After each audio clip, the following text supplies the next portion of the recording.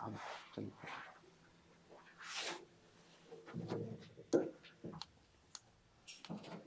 तो बहुत सारा क्लास चल रहा है, थक गए होंगे आप लोग, लेकिन मेरे को बड़ा अच्छा लग रहा है। मैं भी क्लास कर रहा हूँ जितना आप लोग क्लास कर रहे हो। आप लोगों से थोड़ा सा ज़्यादा ही कर लिया है। और बहुत कुछ सीखने को मिलता है सारे भक्तों के संग में। जब हम लोग आते हैं, बैठते हैं, तो हमारा भक्ति प्रारंभ होता है यहाँ से। श्रीमद् भागवतम में भगवान कपिल अपनी माता को बतलाते हैं, बड़ा अच्छा बोलते हैं। एक सुंदर सा श्लोक बोलते हैं बड़ा सुंदर। सताम प्रसंगान मम वीर्य संविदो भवन्ति हृत्कर्ण रसायना कथा तज्जोषनाद सपवर्गवर्त्मनि श्रद्धारतिर्भक्तिरनुक्रमिष्यति। इसका मतलब है बहुत सुंदर। सताम प्रसंगान, सताम का मतलब होता है जो बहुत अच्छे साधु संत होते हैं। जब अच्छे साधु संतों के बीच में आकर हम बैठते हैं और बैठने के बाद जब हम चर्चा करते हैं, और चर्चा क्या करते हैं, भगवान बोलते हैं मम वीर्य संविदो। जब मेरे कथाओं का गुणगान करते हैं, भगवान बोलते हैं, तब क्या होता है, श्रद्धा रतिर भक्ति अनुक्रमिष्यति, कि असली भक्ति वहां से हमारा प्रारंभ होता है। भगवान के भक्त, भगवान का धाम और भगवान के बारे में जब हम चर्चा करते हैं तो उसको घुमा दो बार, कोई बात, आप ले जाओ, आप ले जाएंगे तो चली जाएगी।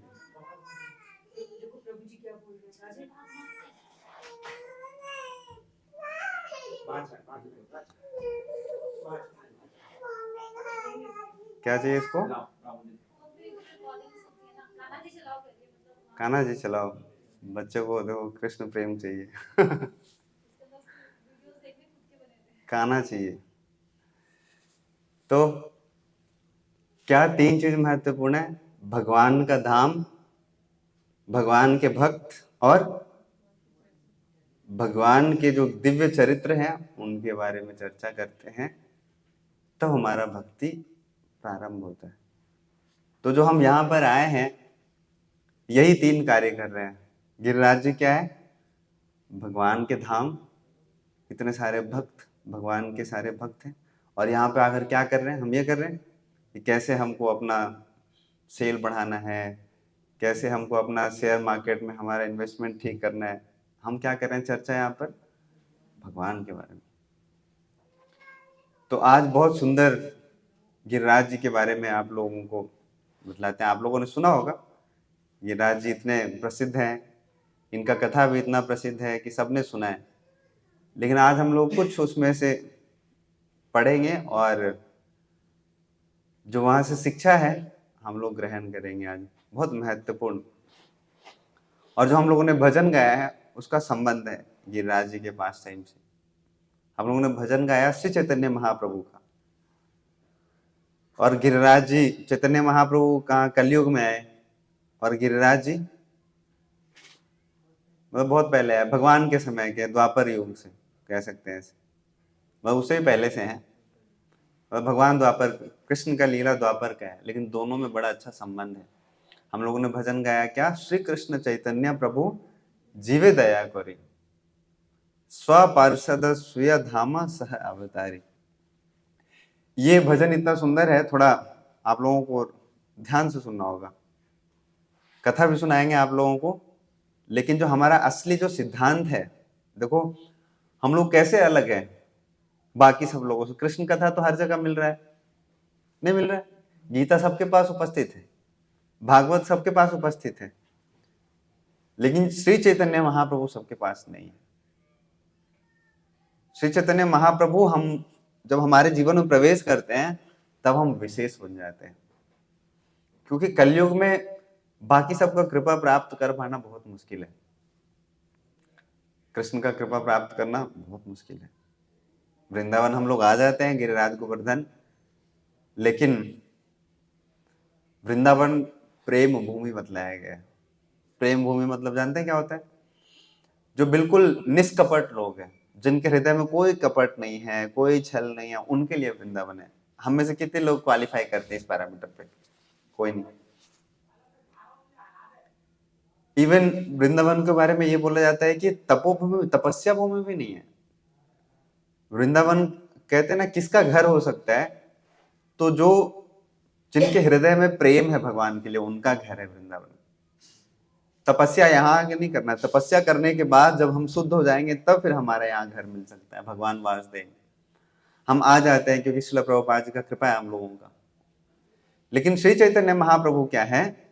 श्री चैतन्य महाप्रभु के बारे में बोला जाता है कि दिन ही न जत छिलो, कि जितने जो सबसे पतित है ना, उनके ऊपर कृपा करने के लिए श्री चैतन्य महाप्रभु आते हैं। तो इसलिए हम विशेष हो जाते हैं कब? जब श्री चैतन्य महाप्रभु का प्रवेश होता है हमारे जीवन में। इसलिए हम क्या करते हैं? श्री चैतन्य महाप्रभु की शिक्षाओं का बहुत पालन करते हैं। अलग नहीं है दोनों का, भगवान का और श्री चैतन्य महाप्रभु का, दोनों भगवान ही है, एक ही है, लेकिन अलग समय में आए हैं तो अलग डिस्काउंट दिया है हम लोगों को श्री चैतन्य महाप्रभु ने। और आए किस लिए जानते हैं? जैसे भगवान श्री रामचंद्र जी किस लिए आए यहाँ पर? लोगों को दिखाने के लिए कैसे हमको बाउंड्री लाइन के अंदर रहना चाहिए, अपनी मर्यादा में रहना चाहिए। नरसिंहदेव क्यों प्रकट हुए?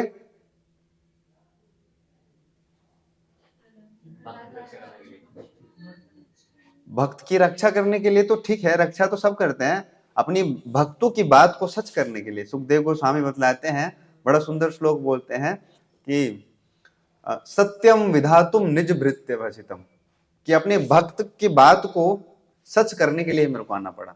उनके भक्त प्रहलाद महाराज ने बोल दिया कि खंबे में भगवान है, तो तोड़ दिया, तो भगवान को आना पड़ गया। वैसे ही जो भी भगवान आते हैं कुछ एक उद्देश्य लेकर आते हैं। कृष्ण किस लिए आते हैं? हाँ वो तो ठीक है, यदा यदा ही धर्मस्य, भगवान आते हैं, कृष्ण इसलिए आते हैं कि सबको दिखाना है कि भगवान होता कौन है। मर्यादा पुरुषोत्तम नहीं, बाकी कुछ नहीं, कोई जिम्मेवारी से बंधन नहीं। कृष्ण भगवान आते हैं यहाँ पे किस लिए?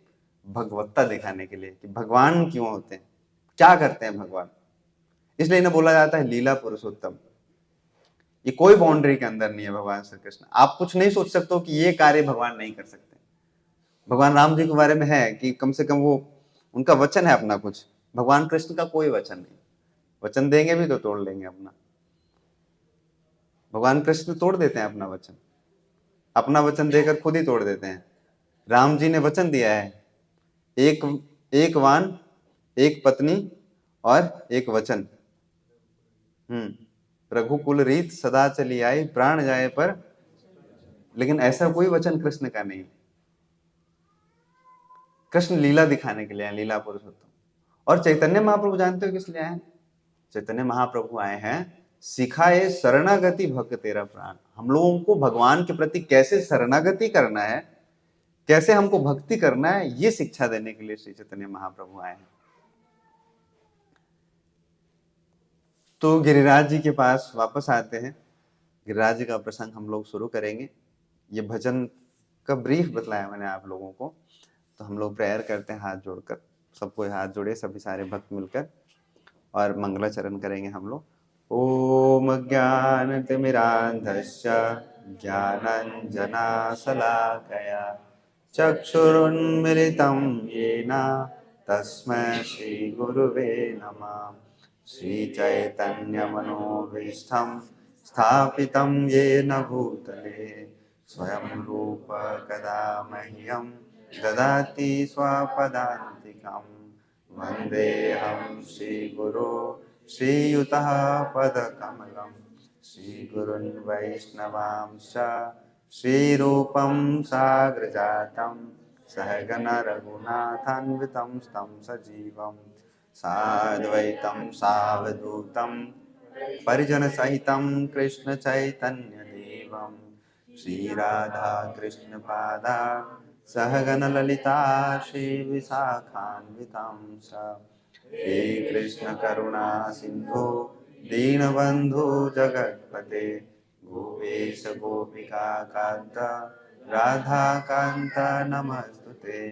तप्त कांचन गौरांगी राधे वृंदावनेश्वरी, वृषभानुसुते देवी प्रणमामि हरिप्रिये। वाञ्छाकल्पतरुभ्यश्च कृपा सिन्धुभ्यैव च, पतितानां पावनेभ्यो वैष्णवेभ्यो नमो नमः। जय श्री कृष्ण चैतन्य प्रभु नित्यानंद, श्री अद्वैत गदाधर शिवासादि गौर भक्त वृंद। हरे कृष्णा कृष्ण कृष्णा हरे हरे, हरे राम राम राम हरे हरे। श्रील प्रभुपाद की। तो जैसे आप लोग यहाँ पर आए हैं, हम अपना दिन भी याद आ रहा है। हम लोग गए थे जगन्नाथपुरी 2017 में बहुत सारे भक्तों के साथ। तो आप लोगों का तो आर्मी ट्रेनिंग हो रहा है, हमारा स्पेशल फोर्स ट्रेनिंग होता था। स्पेशल फोर्स ट्रेनिंग वाला जानते हैं? हम सुबह बैठते थे क्लास करने के लिए 8 बजे। हमारे साथ आते थे रामबल प्रभु जी, सुंदर गोपाल प्रभु जी, और 8 बजे कथा प्रारंभ किया जगन्नाथ जी का रथ यात्रा के बारे में, और 9:30 बजे ब्रेकफास्ट टाइम था। ब्रेकफास्ट टाइम स्किप हो गया, 10 बज गए, 11 बज गए, 12 बज गए, 1 बज गए, 2 बज गए, 2:30 बजे प्रसाद पाया शायद। और सारे इतने आनंद से सुनते थे, मतलब सबको। फिर आप जाके 3-4 साल बाद जब आप याद करोगे अपने पुराने दिन, तो रियलाइज करोगे ये सारा कुछ। क्योंकि अब बाद में इतना समय भी नहीं मिलता है, इतना श्रवण करने को मिलता भी नहीं है। तो शुरुआत का फाउंडेशन बहुत महत्वपूर्ण होता है हमारे भक्ति के जीवन में। किसी भी चीज में शुरुआती समय पे जितना अच्छे से आपने फोकस किया, जितना अच्छा से मेहनत किया आपने, वो आगे के जर्नी में आपको बहुत हेल्पफुल होता है।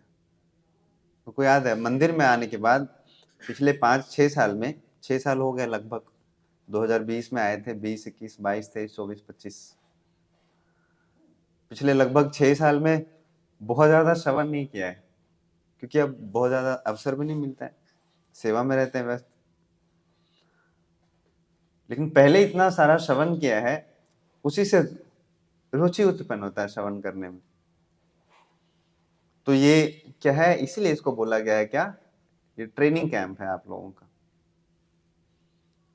तो हम लोग चर्चा कर रहे थे क्या, गिरिराज जी जिस स्थान पे आप आए हो वृंदावन में, ये साक्षी हैं भगवान श्री कृष्ण के। बोला जाता है कि 3 वस्तु ऐसे हैं भगवान श्री कृष्ण के समय से जो अभी भी हैं, जो भगवान श्री कृष्ण के व्यक्तिगत रूप से साक्षी हैं। आप लोग जानना चाहते हैं क्या है 3? सबसे पहले हमारे गिरिराज जी, ये गिरिराज जी ने भगवान श्री कृष्ण को देखा है और उनके साथ आदान प्रदान किया है। दूसरा, ब्रज के जो जमुना जी हैं, जमुना महारानी, उन्होंने भी भगवान श्री कृष्ण को देखा है, उनके साथ आदान प्रदान किया है। और तीसरा, एक और जो बहुत महत्वपूर्ण है, वो क्या है, ब्रज के रज। ये 3 भगवान श्री कृष्ण के समय से अभी तक इनका परिवर्तन नहीं हुआ है। ये तीनों भगवान के समय भी थे और अभी भी है। बाकी सारा कुछ परिवर्तित हो चुका है, ब्रज का सारा बदल गया, लेकिन ये 3 भगवान के साक्षी हैं। तो गिरिराज जी के पास आते हैं तो हमको ब्रज का रज भी और गिरिराज भी, दोनों हमको भगवान के साक्षी का सबूत देते हैं हम। तो ये बहुत बड़ा सौभाग्य है हम लोगों का कि गिरिराज जी के पास आए हैं, और वो भी कैसे, भक्तों के साथ आए। आपको ले चलेंगे आज शाम में, यहाँ पे आपको पता चलेगा कि बहुत बड़े बड़े ऋषि मुनि ही नहीं, ऋषि मुनि तो खैर है ही, यहाँ पर देवी देवता भी तपस्या करते हैं। किस लिए जानते हो? ब्रज में आने के लिए। बहुत तपस्या करते हैं। ब्रह्मा जी यहाँ पे पहाड़ के रूप में यहाँ पे विराजमान है। हाँ, बरसाना में ब्रह्मा जी पर्वत बन गए, बोला कि मैं तपस्या करना चाहता हूँ, किस लिए? वृंदावन में आके, ब्रज में आकर राधा रानी के दर्शन करने के लिए। शिव जी भी बने हुए हैं एक, हाँ, गोपेश्वर महादेव। महादेव ही नहीं, एक पर्वत भी बने हुए हैं, नंदेश्वर पर्वत, जहां नंदगांव है। और यहाँ तो साक्षात भगवान ही। गिरिराज जी क्या है? भगवान के भक्त अवतार है। तो ये गिरिराज जो लीला है हम लोगों से बहुत संबंधित है। हम लोग सब अभी यहाँ पे आप लोगों को इसलिए अलग से लाया गया है कि आप लोग कुछ सेवा करना चाहते हैं, आप लोगों को कुछ कमिटमेंट है भगवान के प्रति, श्रील प्रभुपाद जी के प्रति ना, ये जो ज्ञान है उसको संसार में फैलाने के लिए।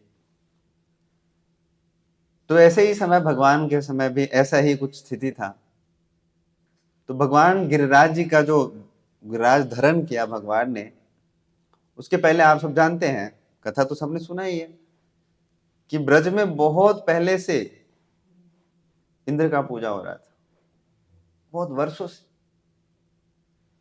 और जब वर्षों से कोई भी चीज चलते आता है हमारे घर पे भी, तो हम क्वेश्चन नहीं करते हैं। कई बार हम करते हैं, क्यों? क्योंकि हमारे पिताजी कर रहे थे। पिताजी क्यों कर रहे हैं? क्योंकि उनके पिताजी कर रहे थे। उनके पिताजी क्यों कर रहे हैं? क्योंकि उनके पिताजी कर रहे हैं। कोई जानने का प्रयास नहीं करता है कई बारी कि हम जो कर रहे हैं क्यों कर रहे हैं। ऐसे ही एक बड़ा अच्छा ना चुटकुला है, कि सच बात है पता नहीं, हमको सुनाया गया था बहुत पहले, 10 साल पहले, कि एक ना मंदिर था।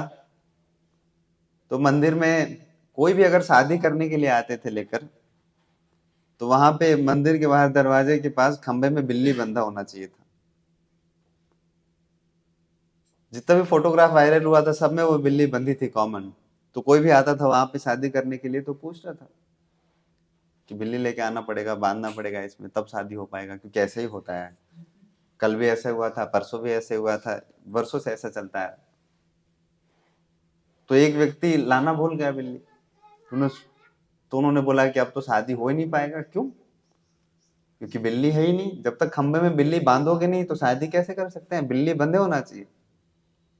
उसने पता कराया तो पता चला कि बिगनिंग ऐसे हुआ था कि कोई बिल्ली आ गए थे लेकर घर वाले, वो घूम रही थी उधर, तो इसलिए उसको खंबे में बांध दिया था थोड़ी देर के लिए।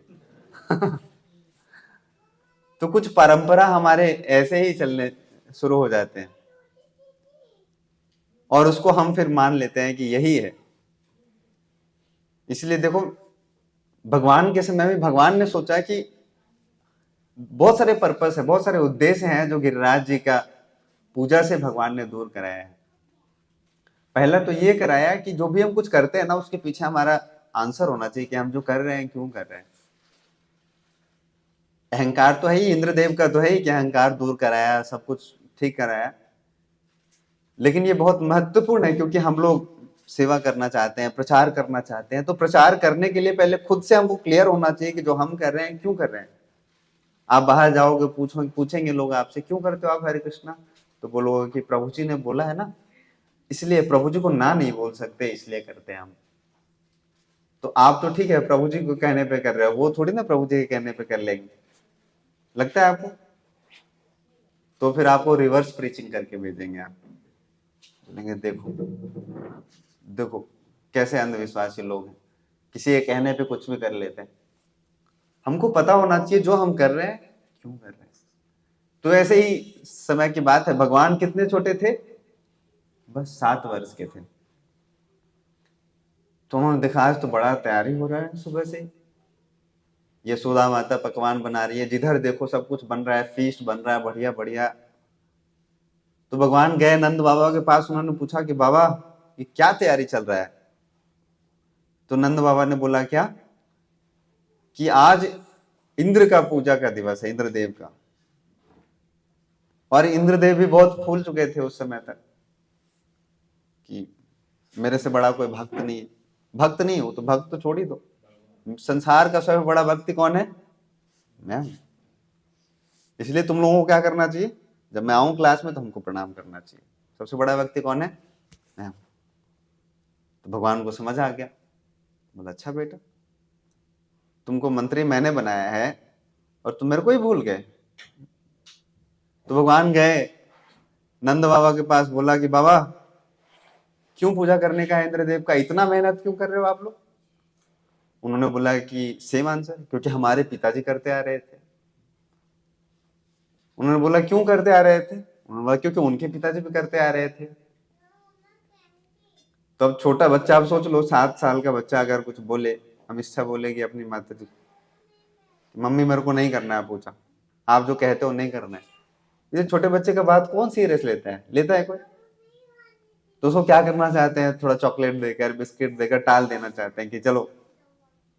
लेकिन भगवान मानने वाले थे नहीं, भगवान ने बोला कि नहीं, इंद्र का पूजा क्यों कर रहा है? तो फिर उन्होंने बोला कि क्योंकि वो बारिश दिलाता है ना, बारिश दिलाते हैं। और हम लोग क्या हैं, हम लोग मतलब ऋषि गोरक्षा वाणी जम गृहस्थ लोग हैं, कृषि करते हैं, तो बारिश के ऊपर हम लोग निर्भर हैं। तो वर्षा अगर नहीं कराएंगे इंद्रदेव तो हम कैसे फसल उगाएंगे? तो भगवान ने बोला कि वर्षा, अरे भैया उनका तो जिम्मेवारी है कराना, अगर वो बारिश नहीं कराएंगे तो फिर उनको तो पद से हटा दिया जाएगा ना। मान लो कि भरत प्रभु को नौकरी पे लगाया किसी ने, और नौकरी के लगाने के बाद ये बोले कि नहीं ये तो मेरा ये क्या है, आराम करने का कुर्सी है, यहाँ पे बस ऐसे ऐसे करूंगा, ऐसे ऐसे, और अपना जिम्मेवारी पूरा नहीं करेंगे, तो इनके बॉस क्या करेंगे? भरत प्रभु को हटा देंगे कुर्सी पे से, बोलेंगे कि भरत प्रभु आपने कुर्सी का गलत फायदा उठाया है, चलिए अब दूसरा व्यक्ति आएगा इस स्थान पर। भगवान ने बोला कि अरे उनका तो जिम्मेवारी है, उनको तो बनाया गया वर्षा मंत्री, वर्षा नहीं कराएंगे तो अगले इलेक्शन में उनको हटा दिया जाएगा 5 साल के बाद। और 5 साल क्या, तत्कालीन उनको अपने कुर्सी से हटा दिया जाएगा। तो बाबा ने बोला कि देखो इतना तैयारी हो ही चुका है, क्यों इतना मेहनत करने का है, क्यों इतना पंगा ले रहे हो फालतू में, हम लोग कर लेते हैं। लेकिन भगवान ने सोच रखा था दोनों चीज, एक तो कि जो हम करते हैं क्यों करते हैं ये सबको पता चलना चाहिए, और दूसरा इंद्रदेव फूले नहीं समा रहे थे। उन्होंने क्या सोच रखा था, इंद्रदेव का 2 ही काम था, जानते क्या करते थे? अपनी कुर्सी पे बैठते थे और बढ़िया विस्की विस्की पीते थे। हाँ, सोमरस जानते हैं? सोमरस हाई क्वालिटी वाला ऊपर मिलता है स्वर्ग लोक में, हाई क्वालिटी, नो मिलावट। और पान करके क्या करते हैं, बढ़िया डांस देखते हैं, और जो मन करता है उनका स्वर्ग लोक में, उनका जो टीवी है ना वो लाइव चलता है, और उनके इच्छा के हिसाब से वहां पे हम लोग रिमोट से बटन चेंज करते हैं ना, कि अभी कॉमेडी देखना है कि हॉरर मूवी देखना है, क्या करना है। इंद्रदेव का इच्छा होता है कि नृत्य देखना है, तो सारे अप्सराएं नृत्य करते हैं, उनको जो मन करता है वो देखते हैं। और इतने मद हो जाते हैं कई बारी कि सोचते हैं कि मेरे से बड़ा कोई है ही नहीं। नहीं, कभी एक मूवी में डायलॉग आया था कि कभी कभी तो लगता है आपुनिच भगवान है। तो इंद्रदेव को भी ऐसा ही लगता था, कभी कभी नहीं, उनके मन में तो बैठ गया कि आपुनिच भगवान है। भगवान ने बोला अच्छा बेटा ये ठीक बात नहीं है। भगवान को देखो, ये बात भक्तों को ये मन में बिठा कर रख लेना चाहिए कि भगवान हमसे लाख गलतियां बर्दाश्त कर लेंगे। आप माला नहीं अच्छे से करोगे, भगवान को मंजूर है। आप पूजा नहीं अच्छे से करोगे, भगवान उसका सहन कर सकते हैं। लेकिन अगर आपके अंदर अहंकार आ गया, अभिमान हो गया किसी चीज को लेकर, तो भगवान को कभी भी बर्दाश्त नहीं है ये चीज। और खास करके जब उनके अपने भक्त होते हैं, जो उनके लिए सेवा करते हैं, उनके मन में अगर अहंकार आता है तो भगवान इसे चुटकी में दूर करते हैं। आप लोगों को कभी अनुभव होगा ऐसा, अगर किसी चीज को लेकर अहंकार हो जाएगा, हो जाता है कई बार कि मेरे को बहुत सारे श्लोक याद हो गए हैं, मैं तो सुबह 4 बजे उठकर माला करती हूँ एकदम, 4:30 बजे तो नहा धोकर तैयार हो जाते हैं। मैं बताता हूँ अपना, ऐसे छोटे छोटे एक्सपीरियंस होगा आप लोगों को। जब कॉलेज में जब मैं आया फर्स्ट ईयर में, सेकेंड ईयर में एंटर करने के बाद धोती पहनना सीखा, तो सबसे फास्ट धोती पहनता था मैं, सबसे फास्ट। मैं, विद्यानिधि प्रभु, कुरुक्षेत्र प्रभु, बहुत सारे भक्त रहते थे वहां पर साथ में, हम अभी भी हम लोग साथ में हैं मंदिर में। तो मैं उठता था 4:25 में, और 4:30 में मंगल आरती में पहुंच जाता था। आप सोच लो, नहा धोकर, धोती पहनकर, यहाँ पे तिलक लगाकर, कितना फास्ट नहाता हूँ। तो एक दिन ऐसे ही डिस्कशन हो रहा था सबके बीच में, मैंने बोला कि मैं 5 मिनट में तैयार हो जाता हूँ और आधे मिनट में धोती पहनता हूँ, मेरे को आता है। और अगला दिन जब धोती लपेट रहा था तो मैं भूल गया किधर मोड़ना है, किधर घुसाना है, किधर क्या करना है, मुझको पता ही नहीं चल रहा था। तो भगवान कभी कभी याद दिलाते, अच्छा तुमको अहंकार हो गया है, तो फिर धोती पहनना कौन सा बड़ा बात है, बतलाओ, कोई बड़ा बात है। लेकिन भगवान ऐसे छोटे छोटे अनुभव से हम लोगों को शिक्षा देते हैं कि अहंकार करना ठीक नहीं है बिल्कुल। विद्यानिधि प्रभु बतला रहे थे, विद्यानिधि प्रभु मतलब बिल्कुल 4 बजे उठते हैं और आराम से नहा धोकर 4:30 बजे मंदिर पहुंचते हैं। उनका नियम है, नित्य नियम। बाकी सब लेट हो सकते हैं लेकिन विद्यानिधि प्रभु लेट नहीं होते हैं। तो एक दिन वो बतला रहे थे कि मेरे को भी लगा कि मेरा कभी लेट नहीं होता है, और जिस दिन उन्होंने सोचा कि मेरे को लेट नहीं होता, और पिछले 1 साल से हर रोज 4:30 बजे नीचे पहुंच चुके हैं वो, बोला उन्होंने कि अगले ही दिन मैं लेट हो गया। तो ये बहुत बड़ा कृपा है भगवान का कि जब हमारे मन में अहंकार होता है ना, तो भगवान क्या करते हैं, दूर कर देते हैं उसको। तो इंद्रदेव बैठे थे ऊपर, उनको तो पता था कि आज के दिन बहुत सारा भोग चढ़ावा आता है, यज्ञ होता है, मेरे नाम का पूजा होता है, और इधर भगवान चक्कर में लगे थे कि हटाना है। तो नंद बाबा तो मान नहीं रहे थे, नंद बाबा नहीं मान रहे थे। तो बहुत तर्क वितर्क हुआ, तर्क वितर्क बहुत फिलोसफिकल है, बहुत। भगवान अलग अलग कारण देते हैं कि क्यों इंद्र का पूजा नहीं करना चाहिए, और नंद बाबा हर बार मतलब उनके हर आर्ग्यूमेंट्स को रिफ्यूट करके बोलते हैं कि क्यों हमको इंद्र का पूजा करना चाहिए। लेकिन भगवान जीत नहीं पाए। अब छोटा 7 साल का बच्चा क्या जीत पाएगा, अगर जीत भी पाएगा तो इधर उधर करके नंद बाबा उनको घुमा लेते थे। लेकिन भगवान को तो कराना था गोवर्धन का पूजा। उन्होंने बोला कि अगर आप इंद्र की पूजा करते हो बारिश के लिए, जो कि उनका जिम्मेवारी है देना, तो हम गिरिराज जी का पूजा क्यों ना करें भाई। हम, अगर आप कह रहे हो कि कृषि गो रक्षा वाणिज्यम, तो गो रक्षा तो गाय को तो रक्षा देती है, शेल्टर देती है, गिरिराज जी देते हैं। उनके झरने हैं, वहां से गाय पानी पीती है, उनके हरे भरे घास है, उनके कंदराओं में बहुत सारे फल फूल निकलते हैं, उसको खाते हैं। और गायों के ऊपर तो हम निर्भर करते हैं। फसल तो मान लो खत्म भी हो जाए तो हम जी सकते हैं, लेकिन गाय नहीं होगी हमारे पास तो हम जी सकते हैं नहीं, जी सकते, भगवान बोलते हैं। लेकिन सारा आर्ग्यूमेंट देने के बाद नंद बाबा को मना नहीं पाए। तो यहाँ पे बड़ा अच्छा सुखदेव गोस्वामी हम लोगों को टीचिंग देते हैं कि कई बार ऐसा होता है हमारे जीवन में ना कि आप सच होगे, आप सही बात बोल रहे होगे और सही पॉइंट्स भी रख रहे होगे आप, लेकिन खाली लॉजिक आर्ग्यूमेंट से नहीं जीत सकते दूसरे से।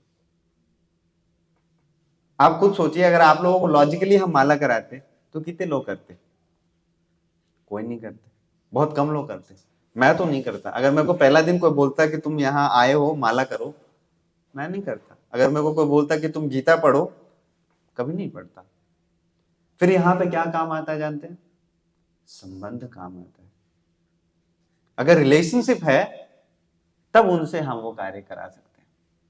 और देखो भगवान का तो संबंध है इतना अच्छा, आप लोगों के साथ भी देखो संबंध काम आते हैं, सब मिलते हैं, हाथ जोड़कर बात करते हैं, प्रसाद खिलाते हैं, आप लोगों को बहुत खिलाया है हरि प्रकाश प्रभु ने, गौरव मुखर्जी प्रभु ने आप लोगों को। फिर प्रेम से बोलते हैं कि माला करना चाहिए हम लोगों को, माला करिए। तब हम लोग स्वीकार करते हैं, क्यों, क्योंकि संबंध बन गया है अब। और जब संबंध बन जाता है तो हम स्वीकृति बढ़ जाता है, हम फिर चीजों को स्वीकार करते हैं फिर अच्छे से। तो भगवान अंत में बोलते हैं, शिक्षाष्टकम कितने लोगों ने पढ़ा है, अंत वाला श्लोक क्या है, आशिष्यवाम पादताम पिनश्चु माम अदर्शनामर्महताम करोतु मां यथा तथा वा विदधातु लंपटो मत प्राणनाथ स्वैव नापरः। इसका मतलब क्या होता है कि प्रभु आप चाहे आप जो भी कुछ करो मेरे को, चाहे दर्शन दीजिए, दर्शन ना दीजिए, चाहे मेरे को कृपा करिए, कृपा ना करिए, लेकिन क्या रहेंगे आप मेरे नित्य आराध्य प्राणेश्वर बने रहेंगे। तो भगवान एक अच्छा श्लोक बोलते हैं अंत में, भगवान का ब्रह्मास्त्र है ये। ब्रह्मास्त्र क्या जानते हैं? हम लोग सोचते हैं कि नहीं, उसको फैक्ट्स फिगर्स दिखाकर उसको लॉजिक आर्ग्यूमेंट से जीत लेंगे। रिलेशनशिप भगवान इस्तेमाल करते हैं, संबंध। भगवान बड़ा अच्छा एक श्लोक बोलते हैं, नंद बाबा, आप लोग मेरे पीछे पीछे बोलिए। एतान मम मतम ताता, एतान मम मतम ताता, क्रियतम यदि रोचते, अयम गो ब्रह्मणादीर्णाम मह्यम च दयितो मखा। भगवान इतना सुंदर बात बोलते हैं ना, ये इतना सुंदर श्लोक है कि जो गोवर्धन लीला के जो गुण रहस्य जानते हैं वो इस श्लोक के ऊपर बहुत चर्चा करते हैं। और मैंने बहुत सारे लोगों को देखा है, गिरिराज जी जिनको भगवान से प्रेम है, गिरिराज जी का से प्रेम है, ये श्लोक पढ़ के रोने लगते हैं ऐसे। हम लोगों को तो कुछ हुआ नहीं ऐसा, हुआ? मैंने सच में देखा है, सामने सामने देखा है भक्तों को कथा सुनाकर ये श्लोक बोलकर रोने लगते हैं ऐसे। क्यों रोने लगते हैं? कि देखो सब कुछ बोलकर हार गए भगवान, लेकिन अंत में बोलते हैं एतान मम मतम दाता, कि हे तात, हे पिताश्री, हे प्रभु, अगर आप देखो हम सब बोलकर हार गए। अर्जुन देखो सब कुछ बोलने के बाद अंत में क्या बोला उन्होंने? क्या बोला? कार्पण्य दोषो उपहता स्वभाव, पृच्छामि त्वं धर्म सम्मूढ़ चेता, यच्छ्रेयशानिश्चितं ब्रूहि तन्मे, शिष्यस्तेऽहं साधि मां त्वां प्रपन्नम्। अर्जुन ने सारा आर्ग्यूमेंट देने के बाद, सब कुछ बोलने के बाद कि इस कारण से युद्ध नहीं करना है, इस कारण से युद्ध नहीं करना है, अंत में बोलते हैं भगवान को, भगवान मैं हार गया हूं, अब मेरे को नहीं पता है कि मेरे को युद्ध करना चाहिए कि युद्ध नहीं करना चाहिए। अब आप ही मेरे को बताओ, युद्ध करूं कि ना करूं? आप लोगों को जगाने के लिए है और कुछ नहीं। भगवान सब आर्ग्यूमेंट देने के बाद बोलते हैं कि एतान मम मतम तातम क्रियतम यदि रोचते। प्रभु, हे पिताश्री, आपने जो कुछ बोला मेरे को नहीं समझ आया, मैंने जो कुछ बोला आप नहीं समझ पाए, लेकिन एक बात सुन लो मेरा, अगर जो मैंने बोला है अगर वो आप कार्य करोगे तो मेरे को बड़ा अच्छा लगेगा। क्रियतम यदि रोचते अयम गो ब्राह्मण आदि, बोला कि ये कार्य अगर आप करोगे, ये कार्य क्या? गाय गिरिराज जी का पूजा अगर करोगे अगर आप, तो क्या होगा? मैं बहुत तुष्ट हो जाऊंगा, मैं बहुत प्रसन्न हो जाऊंगा। अब सोचिए कितना बड़ा बड़ा आर्ग्यूमेंट दिया, लॉजिक दिया, पढ़ेंगे तो आप कभी तो आपको समझ आएगा। नंद बाबा का मन पिघल गया। देखो सब कुछ बोलने के बाद वो डिफेंड कर रहे थे और आंसर कर रहे थे, जब उन्होंने बोल दिया कि हमको कुछ नहीं पता है, अगर ये कर दोगे तो मेरे को बहुत अच्छा लगेगा। गिरिराज जी का पूजा और गायों का पूजा और उनका परिक्रमा करेंगे गाय के साथ, तो मेरे को बड़ा अच्छा लगेगा पिताश्री। भगवान ने बोला बेटा तुम्हें बहुत अच्छा लगेगा? उन्होंने बोला हाँ। तो बोला ठीक है चलो हम करते हैं गिरिराज जी का पूजा। सब कुछ इसलिए क्या होना चाहिए? संबंध से फिर क्या होता है? कार्य होता है। फिर संबंध बहुत महत्वपूर्ण है। बिना संबंध के हम लोग क्या हो जाते हैं? पशु हो जाते हैं। बोलते हैं, मैं ऐसे नहीं बोल रहा हूं, अपने मन से नहीं, आचार्यों के वाणी बोल रहा हूं, बोलते हैं जे संबंध नाई जार पशु जन्म गेला तार। अगर संबंध नहीं है तो पशु का जीवन बिता रहे हैं हम। और संबंध होता है तो फिर असंभव जो कार्य, बहुत मुश्किल कार्य हम बहुत अच्छे से हम उनसे करा सकते हैं। लेकिन यहाँ पे तो नंद बाबा को मना लिया, नंद बाबा खुश हो गए। नंद बाबा क्या है? ब्रजेश्वर, ब्रज के ईश्वर हैं, ब्रज के राजा हैं। अब राजा मान गए तो बाकी सारे मान गए। लेकिन उसमें एक बुजुर्ग व्यक्ति थे, एक बुजुर्ग गोप, उन्होंने बोला कि देखो अब कृष्ण का इच्छा है, हमारे लाला का इच्छा है, तो हम लोग कर तो लेते हैं गिरिराज जी का पूजा, लेकिन बहुत बड़ा पंगा होगा इंद्र के साथ। उसको हर बार हम लोगों ने क्या किया है? पूजा किया है, और आज अचानक से रोक देंगे हम। बतलाते हैं कि किसी से सबसे बड़ा प्रतिशोध लेना है आपको, बहुत बड़ा बदला, तो ये नहीं है कि उसको गोली मार दो, ये भी नहीं है उसको गाली दे दो। जानते हैं क्या है? उसको हर रोज 6 महीना सुबह शाम सुबह शाम सुबह शाम प्रणाम करिए और अगले ही दिन उसके सामने जाकर गुजर जाइए। ये सबसे बड़ा बदला है, सबसे बड़ा। हम लोगों को समझ पता नहीं आ रहा है कि नहीं आ रहा है। वो आदी हो जाता है वो व्यक्ति कि ये तो क्या है, मेरा सेवक है, मेरा दास है, मेरे को प्रणाम करता है, एकदम मेरे नीचे रहता है, और आज अचानक से उसके सामने बढ़िया सा सर दिखा के चले जाओ, वो अंदर से जलकर राख हो जाता है वो व्यक्ति। और इंद्रदेव ऐसे ही आदी हो चुके थे कि रोज तो मेरे को पूजा भोग मिलता है इस दिन, हर साल, आज भी मिलेगा।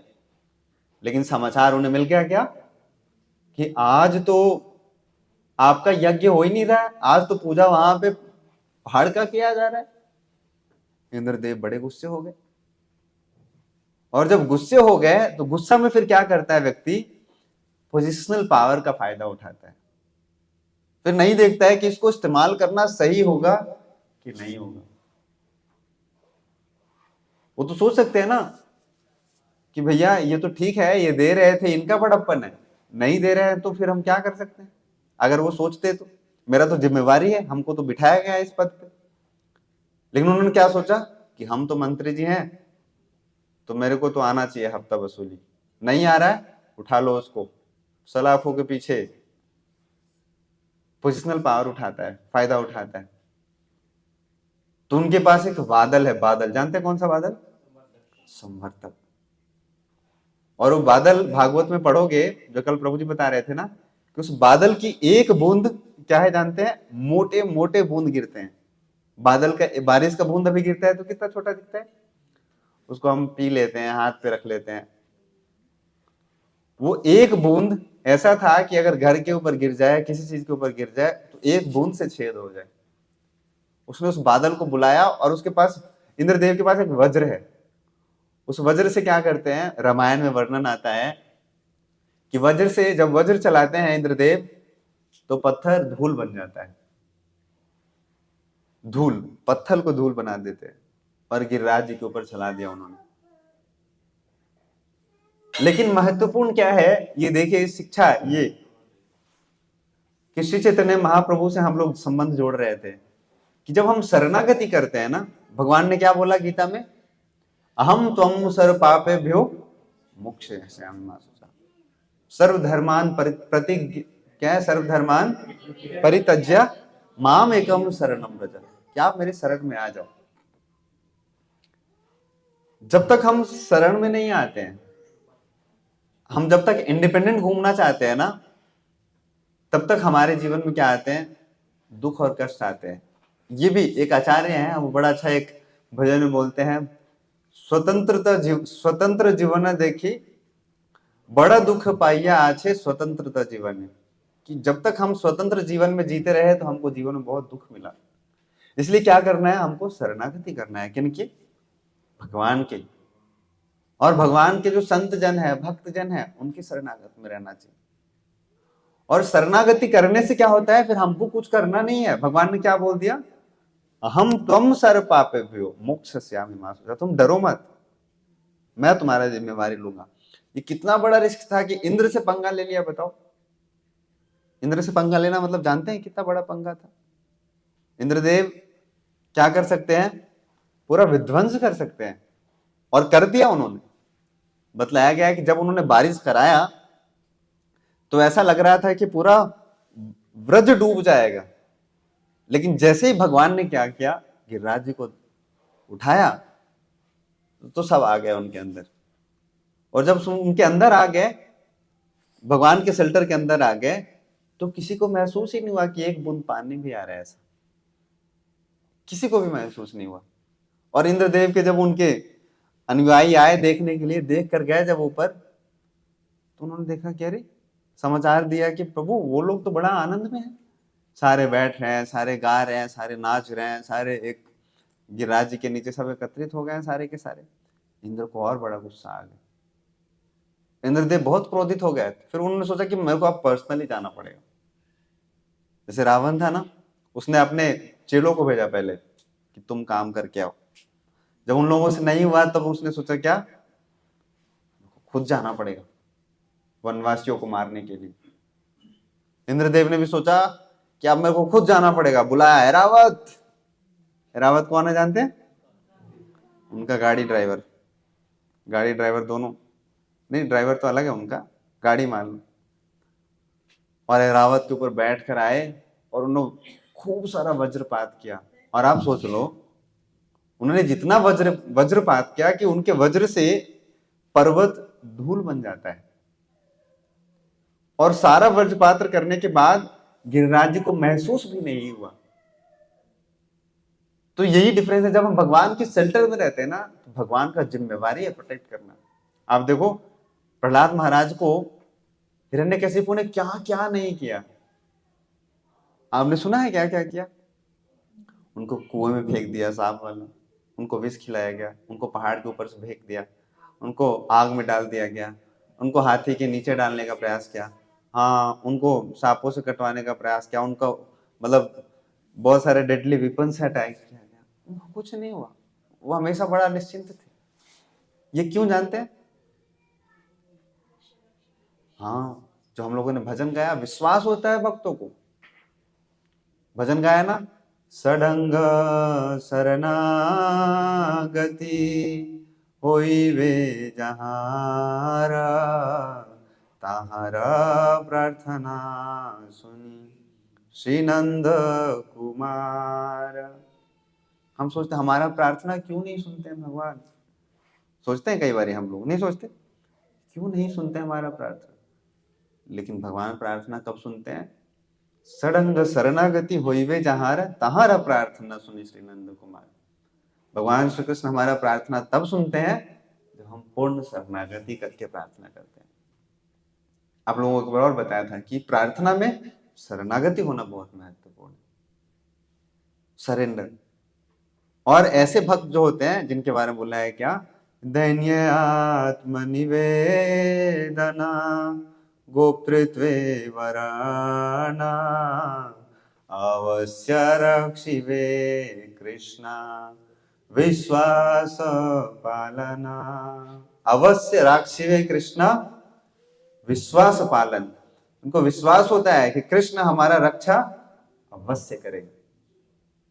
इतना विश्वास, चाहे आपको आपके जीवन में कितना भी मार कुटाई पिटाई हो रहा हो, हमको ये विश्वास रखना चाहिए कि भगवान हमारा रक्षा अवश्य करेंगे। अगर ऐसा विश्वास है तो भगवान आते हैं बचाने के लिए। और कैसे आते हैं? जैसे फिल्म में हीरो आता है ना बचाने के लिए हीरोइन को, जानते कैसे आता है? जानते हैं कैसे आता है? वैसे निकल के आता है चुटकी में, एकदम ऐसे, हाँ एकदम लास्ट सेकंड में। और ऐसा एंट्री होता है हीरो का कि पूरा सिनेमा हॉल में क्लैपिंग हो जाता है, वाह वाह, सीटी बजाओ, ताली बजाओ, नाचो गाओ, आया है हीरो। भगवान ऐसे आते हैं। गजेंद्र को क्या किया, मगरमच्छ ने पकड़ लिया नीचे से, और गजेंद्र बोलने लगा कि हे गोविंद हे गोपाल, अब तो जीवन हारे, अब तो जीवन हार गया प्रभु, रक्षा माम रक्षा दो बचाओ। और उस समय बड़ा सुंदर भजन है इसके ऊपर कि बोलते हैं कि भगवान श्री कृष्ण द्वारका में बैठे थे, बोले कि द्वारका में शोर भयो भारे। द्वारका में जब ये शोर हुआ कि गजेंद्र पुकार रहा है भगवान को, तो भगवान कैसे आ गए? ऐसे चुटकी में, ऐसे एकदम हीरोइक एंट्री हुआ भगवान का। और जब एंट्री हुआ भगवान का तो उन्होंने सुदर्शन चलाया और मगरमच्छ के क्या कर दिए, सर काट दी। और गजेंद्र क्या हो गया, बच गया। और इसलिए बड़ा प्रसिद्ध लीला है भागवत में, क्या, गजेंद्र मोक्ष लीला। भगवान किस चीज का इंतजार कर रहे थे? शरणागति का। उसको पहले क्या लगा कि हमारे परिवार वाले बचाएंगे, हमारी हाथिनी पत्नी बचाएगी, हमारे हाथी बच्चे बचा लेंगे, हमारे भाई बंधु बचाएंगे। जब सब कुछ छोड़कर उन्होंने वहीं का कमल निकालकर वहीं भगवान को दिखा दिया। कई बार हम लोग अपने जीवन में भी सोचते हैं कि नहीं हमको बाहर निकलना पड़ेगा, जिस सिचुएशन में है, हमारी स्थिति ठीक नहीं है, परिस्थिति ठीक नहीं है, भक्ति नहीं कर सकते। और बोलते जैसे तुम हो वैसे ही रहो, जिस स्थान मतलब जिस परिस्थिति में हो उसी परिस्थिति में भक्ति करो। अब वो गजेंद्र सोचता है कि नहीं, पहले मेरे को युद्ध करके बाहर निकलना है, फिर बाहर का फ्रेश फ्लावर तोड़कर फिर भगवान को ऑफर करूंगा, तब तक वो मगरमच्छ का फीस्ट बन गया होता। आप देखो द्रौपदी, जब वो रक्षा कर रही थी अपना, जब उसका वस्त्र हरण हो रहा था, तो पहले सोचा कि हमारे 5 पति हैं, 5 पति में से कोई ना कोई तो बचा ही लेगा, पितामह बचा लेंगे। नहीं कोई बचा पाया, दुशासन तक, दुर्योधन तक को सोचा कि ये लोग बचाएंगे, कोई नहीं बचाया। तब उन्होंने क्या किया, कैसे बुलाया, दोनों हाथ उठा के, हे प्रभु रक्षा माम रक्षा माम रक्षा माम। इसलिए हम लोग जब भगवान का प्रार्थना करते हैं, कीर्तन करते हैं, तो क्या करते हैं, दोनों हाथ उठाकर करते हैं। इसका मतलब क्या है, बंदूक दिखा दिया गया है पीछे, पूर्ण शरणागति कर दो, सरेंडर भगवान को। हाँ, इसका मतलब यही है कि अब क्या है, हमने क्या किया, अपना जीवन सर्वस्व तुम्हारे चरण में, मारो भी राखो भी जो इच्छा तुहार, जो आपको करना है प्रभु कर दो। हमने क्या कर दिया, सरेंडर कर दिया। और जैसे ही भगवान ने, उन्होंने ऐसे किया हाथ, द्रौपदी माता ने, भगवान ने क्या किया, ऐसे ही हीरोइक एंट्री हुआ उनका। कैसे, वस्त्र अवतार ले लिया भगवान ने, और खींचने वाले मर गए खींचते खींचते। ऐसे ही भगवान हमारे जीवन में आते हैं, कब, जब हम भगवान के शरणागति करते हैं। बहुत महत्वपूर्ण है। तभी तभी हमारे भगवान क्या करते हैं, प्रार्थना सुनते हैं। शरणागति होना बहुत महत्वपूर्ण है। हमको ये मानना, जब हम मान लो कि थोड़े समय के बाद आप लोग प्रचार प्रसार कार्य करना शुरू करोगे, मान लो आप भी क्लास लोगे, आप भी बहुत सारे भक्तों को बुलाओगे, प्रवचन करेंगे, मतलब आप लोग सिखाओगे दूसरे लोगों को, तो कभी ये नहीं मानना हम लोगों को क्या, कि ये ज्ञान, मेरे को बहुत ज्ञान है, मैं बहुत टैलेंटेड हूं, इसलिए आप लोगों को मैं पढ़ा रहा हूं, सिखा रहा हूं। हम लोगों को यही मानना है क्या, कि हम निमित्त मात्र हैं भगवान के। अगर इंद्रदेव ऐसे मान लेते कि मैं निमित्त मात्र हूं, तो ऐसा नहीं होता। अब इंद्रदेव वो वज्र चलाकर थक गया, आप सोच रहे हो, वज्र चलाकर थक गए, लेकिन गिरिराज जी का एक कण नहीं टूट पाया। आप सोच लो, जिस पत्थर को वो धूल बना सकते थे, वो पत्थर वैसे ही रह गया, लेकिन वो थक गए। ये भक्ति का शक्ति है, मैं बतलाता हूं आपको। रामायण में देखो, बहुत तपस्या किया किसने, रावण ने कितना तपस्या किया कि 10 सर काट काट कर उन्होंने क्या किया, यज्ञ कुंड में डाल दिया। 10 सर, इतना तपस्या हम कहां कर पाएंगे भाई। और 10 सर काट कर यज्ञ में डालने के बाद, शक्ति प्राप्त करने के बाद, युद्ध करके जीत कर उन्होंने लंकापति का टाइटल अपने नाम किया। और विभीषण ने क्या किया, बस हरे कृष्णा कृष्णा कृष्णा हरे हरे, राम जी का गुणगान किया। जो 10 सर काटने के बाद उनको जो साम्राज्य मिला, उनको जय श्री राम बोलने के बाद मिल गया। तो कौन बुद्धिमान है, रावण कि विभीषण? वो भी लंकापति थे, बाद में लंकापति कौन हो गए, कैसे मिल गया उनको, बस भगवान पे शरणागत हो गए। रावण को छोड़कर भगवान को बोल दिया, वांछा कल्पतरुभ्यश्च। वांछा कल्पतरुभ्यश्च तो वैष्णव करते हैं, भगवान को बोल दिया प्रणाम, रामाय रामचंद्राय रामभद्राय वेदस, प्रभु आपको प्रणाम है, हम आपके शरण। इसको भक्ति की शक्ति बोलते हैं। तो इसीलिए जब हमारे अंदर ये शक्ति होगा, जब हम शरणागत होंगे, शक्ति का मतलब क्या, ऐसा नहीं कि कुछ मैनिफेस्ट होगा हमारे अंदर, हम शरणागत हैं भक्तों के, हम शरणागत हैं गुरु के, हम भगवान की वाणी के ऊपर हम अपना जीवन यापन करते हैं, तब फिर क्या होगा, जो हम फिर बोलेंगे तो दूसरों का जीवन परिवर्तन। ज्ञान से दूसरों का जीवन परिवर्तन नहीं होता है, ये समझना हम लोगों को। ये नहीं सोचना हम लोगों को ज्ञान देकर दूसरों को एजुकेट कर देंगे हम। कैसे होता है, भक्ति से होता है परिवर्तन। जब तक कृष्ण उनके अंदर में, हृदय में नहीं प्रवेश करते न भक्ति के माध्यम से, तब तक उसका जीवन नहीं परिवर्तन होगा। और ये हम लोगों का उद्देश्य है क्या, कि संसार के सभी व्यक्तियों को क्या करना है, भगवान के रास्ते पे लेकर आना है। आप लोगों को वैष्णव गोष्ठी में आप लोगों को बताया था कि वैष्णव कौन है, याद है आप लोगों को? हाँ, और सबको सोचता है, देखता है कि कैसे भगवान के पास लेकर आना। लेकिन भगवान के पास दूसरों को तब लेकर आ पाएंगे जब हम भगवान के रास्ते पे चलेंगे। बहुत महत्वपूर्ण है। भगवान के रास्ता पर चलना मतलब भगवान का कहना मानना। भगवान को मानते हैं, हम सब मानते हैं ना। बोलते हैं रामत प्रभु जी बड़ा अच्छा कि भगवान को मानते हैं लेकिन भगवान की नहीं मानते हम लोग। ज्यादातर लोगों के साथ ऐसा है, सब मानते हैं भगवान को लेकिन भगवान की नहीं मानते। लेकिन जब भगवान की मानना प्रारंभ करेंगे तब क्या होगा, हमारा हृदय परिवर्तन होगा और दूसरों का भी हृदय परिवर्तन कर सकते हैं। और यहाँ हम आए ही इसलिए, यहाँ पे भक्ति करने आए हैं कि इसलिए जानते हैं हमारा उद्देश्य क्या है, कि हमारा हृदय परिवर्तन हो। बोला जाता है कि भक्ति देवी हमारे हृदय में तब बैठती है जब हमारा हृदय क्या होता है, स्वच्छ निर्मल साफ। और इनके साथ साथ स्वच्छ निर्मल साफ तभी हो पाएगा जब हम विनम्र होंगे। साथ साथ दैन्य, दैन्यता पढ़ा ना, दैन्य आत्मनिवेदना, दैन्यता होना चाहिए हमारा। संसार में बाहर डील करना है तो क्या मानना है हमने आपको, कि हमको कैसे बड़ा बनना है। हाँ, ऑफिस में जाओ तो ये सोचो कि कैसे हमको सबसे अच्छा काम करना है, इन सबको से आगे निकलना है। लेकिन भक्ति में आओ तो क्या करना है हम लोगों को, कैसे हमको दीनहीन बनना है। मंदिर में आओ तो यही सोचना है हम लोगों को कि हमसे खराब कोई व्यक्ति है ही नहीं, बाकी जितने भक्त हैं सब मेरे से अच्छे हैं।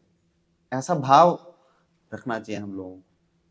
और रखेंगे तो सच में भगवान आपको दूसरों के गुण दिखलाएंगे आपको। और जब आपको दूसरे के गुण दिखेंगे तो आप अपने आप को मानोगे कि देखो सामने वाला भक्त कितना अच्छा है। और यही भाव रखते हैं हम तो हमारा भक्ति में प्रगति होता है। बहुत महत्वपूर्ण है। जिस दिन आपने मान लिया कि मैं भी कुछ हूं भक्ति में, तो मतलब क्या है, प्रगति रुक जाता है हमारा। जिस दिन मान लिया कि हम बहुत बड़े भक्त हैं, मैंने आप लोगों को बताया था, मैं एक बार गया अपने भाई के पास, वो कॉलेज में उसके, तो उसका जो जो घर है वहां जो रहता है उसको मिला हुआ है वहां पे कॉलेज में, तो छोटा सा भगवान का ऑल्टर बनाया हुआ है और ऊपर एक बड़ा अच्छा लिखा हुआ था कि हे भगवान हम नए भक्त हैं, हे प्रभु हम नए भक्त हैं। तो ऐसा अभ्यास रखना चाहिए। हम कुछ समय के बाद फिर हम लोग मानने लगते हैं अभी तो बहुत अच्छा है, अभी आपके सीनियर ग्रुप है, आप लोग जूनियर ग्रुप में हो सकता है कि अगली बार आओगे तो आपके जूनियर ग्रुप में होंगे, तो फिर हम लोगों को क्या भाव आता है कि अब हम सीनियर हो गए। ऐसा भाव नहीं आना चाहिए भक्ति में। हमेशा क्या सोचना चाहिए कि हम हमसे अच्छे सारे भक्त हैं, तब हम सारे भक्तों से सीखते हैं। भक्ति में ये बहुत महत्वपूर्ण आचार्यगण बतलाते हैं कि जब हम दूसरों में अच्छाई देखते हैं ना, अच्छे गुण देखते हैं ना, तो वो सारे अच्छे गुण हमारे अंदर आ जाते हैं। और जब हम दूसरों में बुराई देखते हैं, दोष दर्शन करते हैं, खास करके दोष दर्शन, तो वो दोष फिर हमारे अंदर आते हैं। इसलिए भक्तों में कभी दोष दर्शन नहीं करना चाहिए।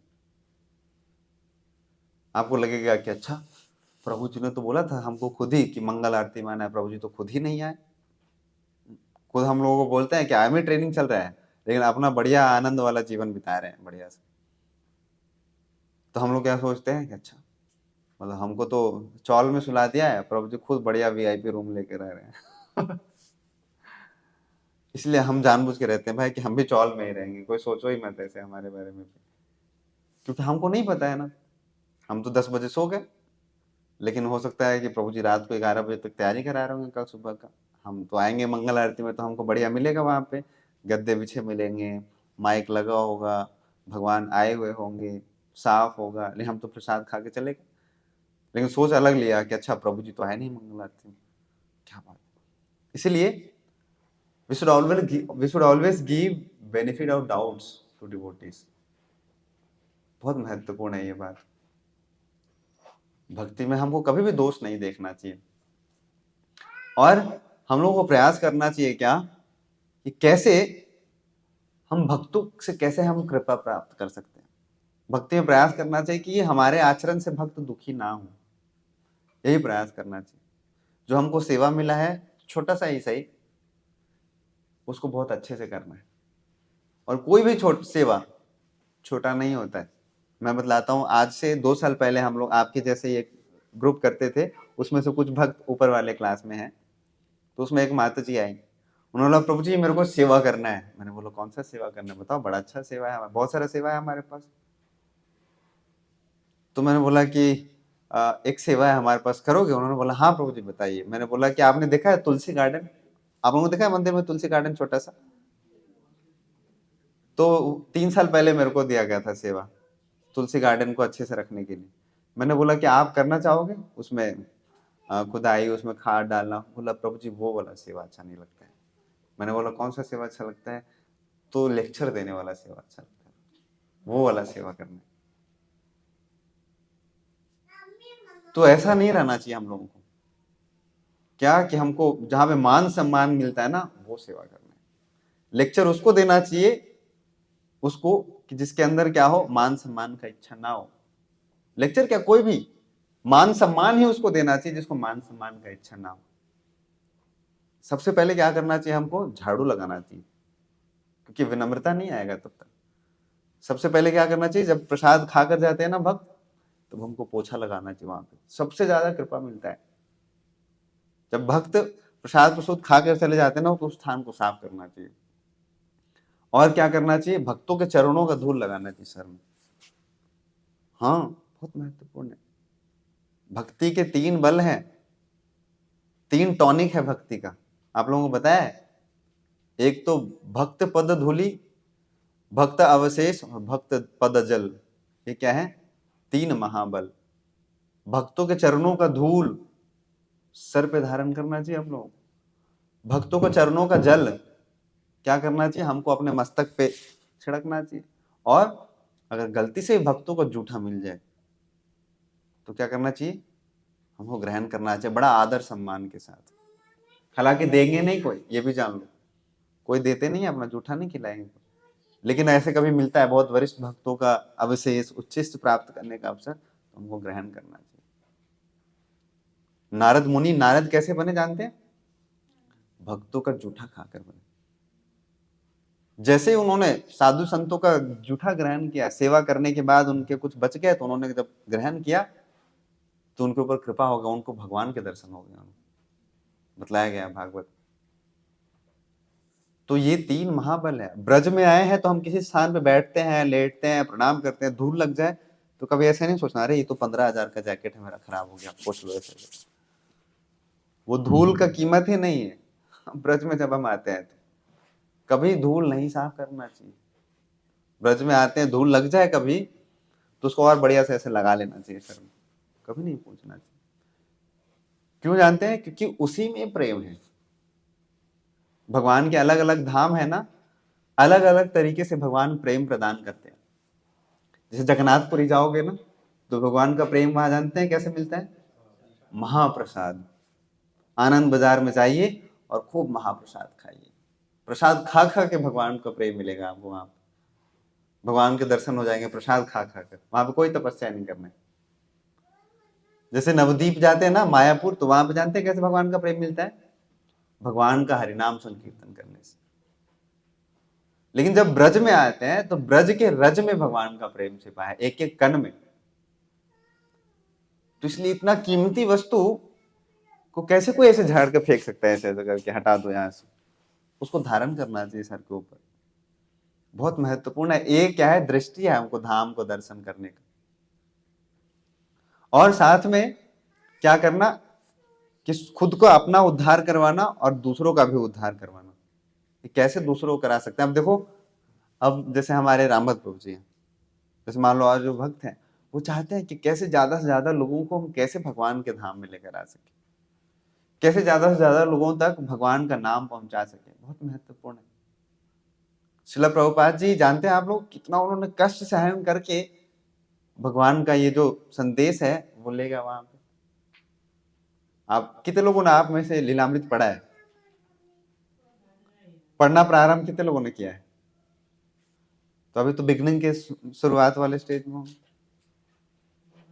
मतलब आप सोच नहीं सकते हो कितना दुख कितना कष्ट, कितना पीड़ा सहन करने के बाद भगवान ने, श्रील प्रभुपाद जी ने ये भगवान का संदेश क्या किया है, संसार में दिया है। जो गए यहाँ से पाश्चात्य देश में, तो कैसे गए जानते हैं? कैसे? शिप पे गए, कार्गो शिप के ऊपर। टिकट नहीं मिलता था उनको, क्योंकि पैसा ही नहीं था उनके पास।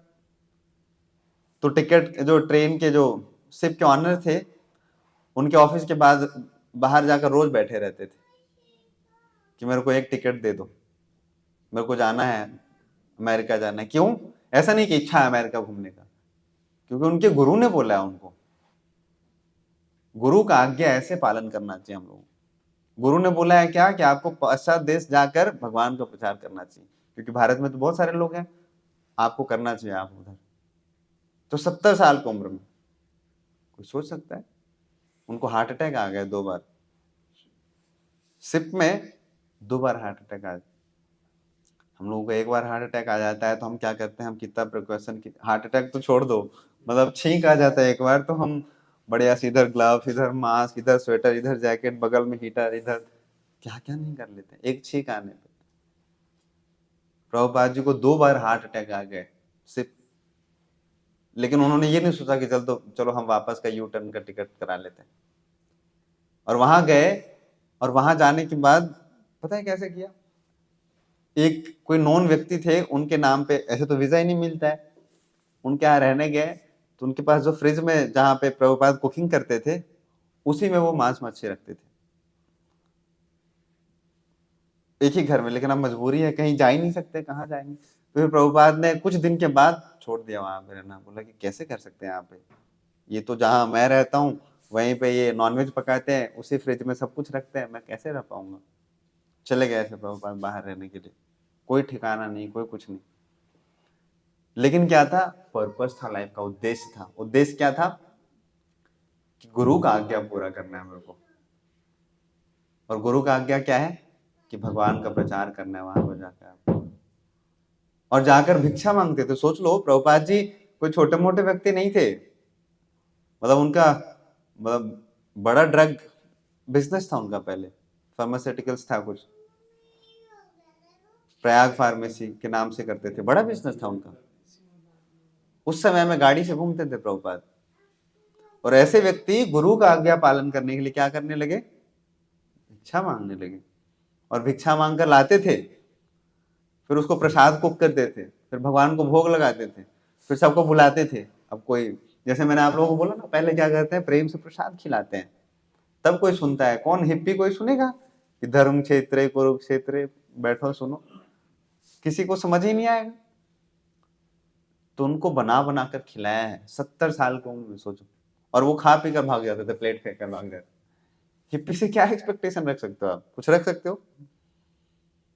जो किसी का नहीं हुआ, सरकार का नहीं है, कोई नियम कानून नहीं है, उन लोगों को प्रभुपाद ने किया। कोई सिगरेट पीता था क्लास में बैठकर, हाँ, कोई गर्लफ्रेंड के साथ बैठता था आकर, कोई क्या, ज्यादातर लोग गर्लफ्रेंड के साथ आते थे। और प्रभुपाद कीर्तन करते थे, थोड़ा एक श्लोक सुनाते थे, और लास्ट में प्रसाद देते थे सभी को, और वो प्रसाद खाकर भाग जाते थे। फिर प्रभुपाद साफ करते थे। इतना ही नहीं, जब प्रभुपाद ने पहली बार जब दीक्षा दिया, दीक्षा मतलब जानते हैं कितना बड़ा, कितना महत्वपूर्ण कार्य है जीवन का। दीक्षा के लिए यज्ञ करना पड़ता है। प्रभुपाद ने खुद ही यज्ञ का तैयारी किया, और दीक्षा लेके सारे शिष्य भाग गए उनके। प्रभुपाद यज्ञ मंडप खुद से साफ किए, सब कुछ किए। लेकिन किस लिए? क्योंकि बोला कि देखो, क्योंकि हमारे गुरु का इच्छा है यहाँ प्रचार प्रसार करना, तो जो भी करना पड़े मेरे को ना करना पड़ेगा। हम होंगे अगर इतना में, हम करेंगे। बोले प्रभु जी कोई सुनता नहीं है। हम आज जोड़े, हमारा 16 वाला खुद का ही भारी है, 4 खींच तीर के कर पाते हैं हम। घर परिवार बाल बच्चे दुनियादारी नौकरी चाकरी छोकरी क्या क्या करना पड़ता है हमको भैया। आप कह रहे हो कि हमको जूठा साफ करो, भिक्षा मांगो, कैसे हो पाएगा? गौरांग प्रभु को जानते हैं ना, गौरांग दास प्रभु, जब भी कुछ समय पहले हमारे मंदिर में आए थे, आईआईटी बॉम्बे से उन्होंने एमटेक किया शायद, या ग्रेजुएशन, एमटेक किया है। तो एमटेक करने के बाद जब वो निकल गए आईआईटी से, बड़ा बढ़िया, बहुत इंटेलिजेंट है, बहुत सारा कुछ किया उन्होंने, अच्छा जॉब मिल रहा था उनको यूएस वगैरह में, मंदिर आ गए। मंदिर आ गए तो आप सबको पता है, जैसे वो किचन में सेवा करते थे, रोटी बनाने का सेवा मिला उनको। सोच लो आईआईटी बॉम्बे से पास होने के बाद किस मंदिर में क्या सेवा मिला उनको? रोटी, प्रवचन करने का नहीं, रोटी बेलने का। फिर एक बार कुछ 5-6 भक्तों का ग्रुप निकालकर उनको भेज दिया गया कि हरिनाम संकीर्तन करने जाओ आप लोग। जब हरिनाम करने गए तो हरिनाम में ऐसा नहीं होता है कि आपको 10-15 दिन का, 1 महीना का पॉकेट मनी दे दिया जाता है बढ़िया सब कुछ, कुछ नहीं। आप ये रहा गाड़ी और कुछ भक्त जाइए, मृदंग करताल लीजिए और निकलिए। गाड़ी में तेल भी भरवा कर नहीं दिया जाता है। आप सबसे मांगिए, हाथ जोड़कर विनम्र होकर भिक्षा मांगिए और काम चले। खाने पीने का भी नहीं मिलता है कुछ। तो कह रहे थे कि हम लोग गए कीर्तन करने के बाद, सबको जब भूख लगा तो सबने बोला, उसमें से एक वरिष्ठ थे, वो भी आईआईटी बॉम्बे से पढ़े हुए थे लेकिन वो पुराने थे। उन्होंने बोला कि कोई नहीं, भूख लगा है। सबको, 5 भक्त थे, पांचों को एक एक कट्टा पकड़ा दिया। कट्टा जानते हैं ना, बोरी। बोला कि जाइए, सारा भगवान का सृष्टि है, सबसे मांग लीजिए हाथ जोड़कर।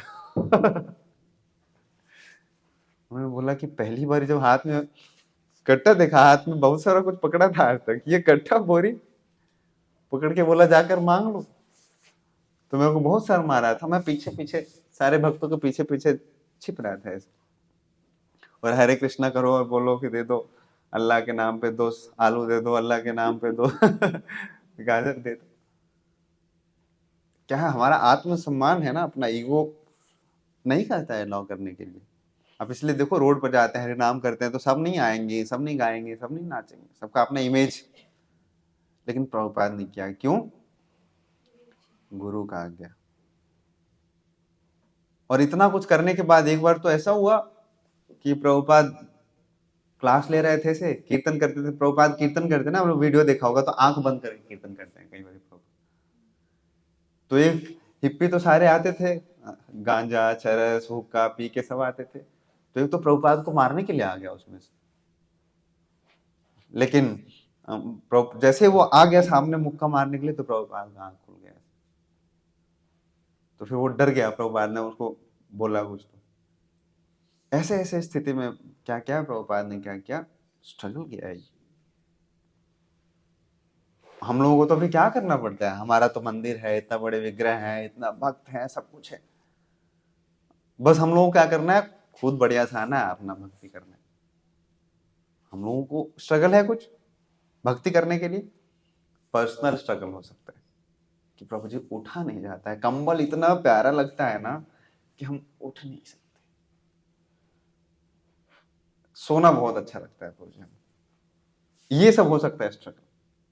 लेकिन हमको बाहरी स्ट्रगल तो है ही नहीं कोई, सब मन वाला स्ट्रगल है हम लोगों के जीवन में। करना पड़ेगा ऐसा। और फिर जाकर 1 साल तक सेवा करने के बाद हिप्पियों को, उसमें से एक दिन एक व्यक्ति, एक हिप्पी आकर बोला प्रभुपाद को कि स्वामी ji can I help you. तो प्रभुपाद इतने खुश हुए, इतने खुश हुए कि आप सोच नहीं सकते। प्रभुपाद लिखते हैं डायरी में अपना कि मैंने बीच में सोच लिया था कि अब लग रहा है कि यहाँ पे नहीं हो पाएगा, अब वापस जाना चाहिए। 2-3 बार प्रभुपाद पोर्ट तक आ गए कि मेरे को वापस इंडिया चलना चाहिए। फिर सोचा कि अगर चला जाऊंगा वापस तो जो हमारे गुरु हैं उनका जो आज्ञा है वो तो पूरा नहीं हो पाएगा।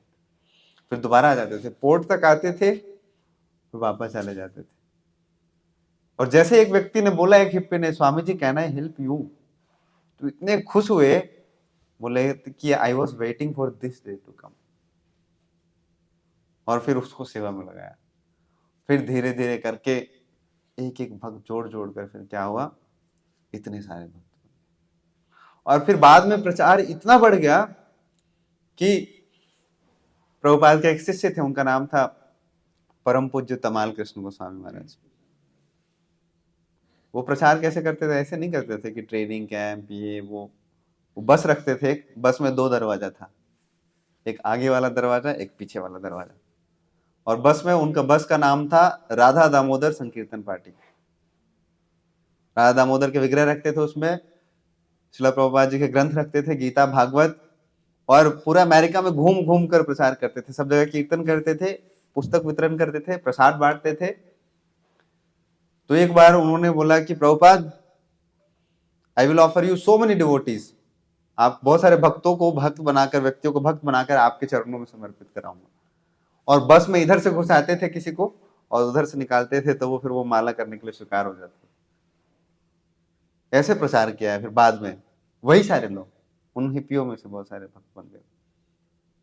और एक जन्माष्टमी पे श्रील प्रभुपाद जी की व्यास पूजा के ऊपर 108 भक्त प्रभुपाद जी को समर्पित किया, जिन्होंने 108 भक्त ऐसे नहीं, आप लोगों के जैसे नहीं, कैसे जिन्होंने सब कुछ छोड़ छाड़ के तैयार हो गए कि प्रभुपाद के सेवा में हमको लगना है, घर परिवार सब कुछ छोड़ छाड़ के। ऐसे भी उनके जीवन में कोई उद्देश्य नहीं था। हिप्पी के जीवन में क्या उद्देश्य है? कोई है? 108 भक्त जिनके सबके सर मुंडवा दिए, बस में इधर से घुसाया, इधर से निकाला तो हेड सेव करा के, बस खाली सिखा बचा।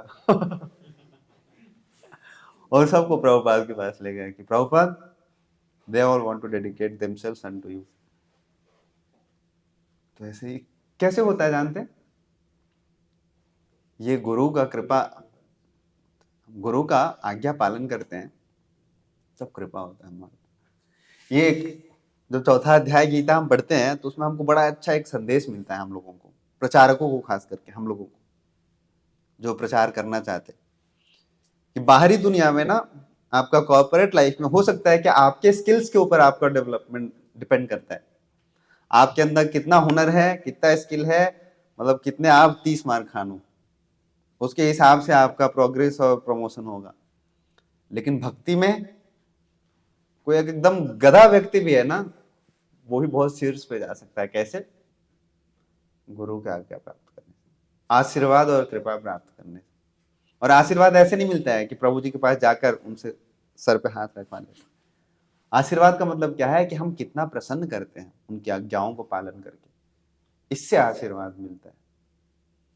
और जब आशीर्वाद मिलता है तो एक प्रार्थना बोलते हैं। इसलिए जो भी प्रवक्ता होते हैं ना, प्रवचन करते हैं ना, तो या तो सामने से या मन में एक श्लोक बोलते हैं, प्रार्थना बोलते हैं।